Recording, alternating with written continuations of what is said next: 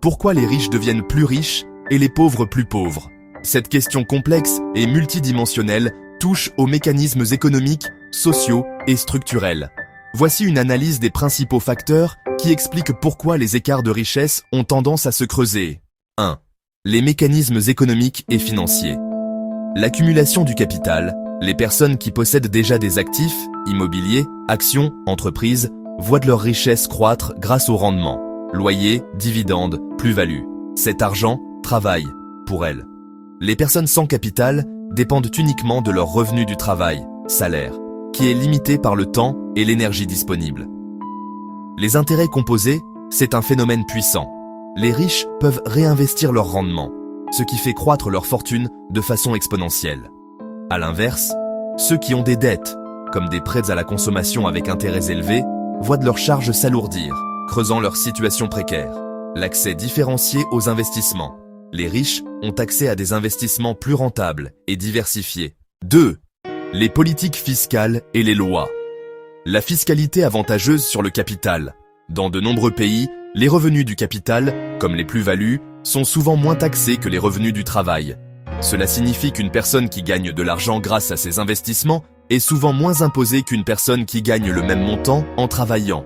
L'optimisation et l'évasion fiscale. Les individus et les grandes fortunes ont les moyens de payer des conseillers pour optimiser légalement leur imposition, voire de placer leur argent dans des paradis fiscaux. Les salariés, dont l'impôt est prélevé à la source, ont beaucoup moins de possibilités de le faire. 3. Les dynamiques sociales et éducatives. L'inégalité des chances. L'accès à une éducation de qualité, à un réseau relationnel influent, le réseautage, et à des stages prestigieux est souvent déterminé par le milieu social d'origine.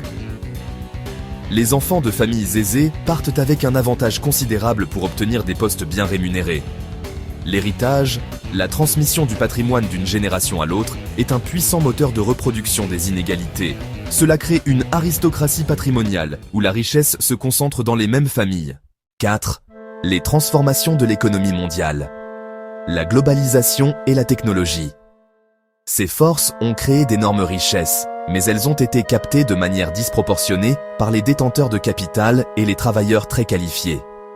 Les emplois peu qualifiés dans l'industrie ont souvent été délocalisés ou automatisés, faisant stagner ou baisser les salaires de cette catégorie de travailleurs.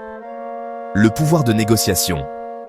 La baisse de la syndicalisation et la flexibilisation du marché du travail ont affaibli le pouvoir de négociation des salariés, tandis que les détenteurs de capital voient de leur pouvoir de fixation des rémunérations et des prix renforcés. 5. Le phénomène de boule de neige, the snowball effect. Tous ces facteurs se combinent pour créer un cercle vicieux pour les pauvres et un cercle vertueux pour les riches. Pour les riches, plus de richesse, plus d'investissement, plus de rendement, encore plus de richesse. Cette boule de neige roule et grossit toute seule. Pour les pauvres, de faibles revenus, peu ou pas d'épargne, incapacité d'investir, dépendance totale au travail, vulnérabilité face aux imprévus, accidents, perte d'emploi, endettement. La boule de neige de la dette s'alourdit. Le creusement des inégalités n'est donc pas simplement une question de mérite ou de travail individuel. C'est le résultat d'un système économique et fiscal qui, de manière souvent intrinsèque, favorise la concentration de la richesse entre les mains de ceux qui en possèdent déjà.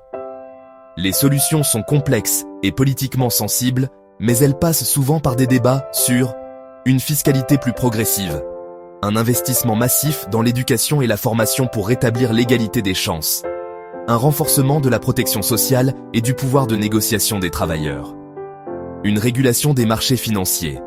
Comprendre ces mécanismes est la première étape pour envisager des politiques visant à réduire ces inégalités.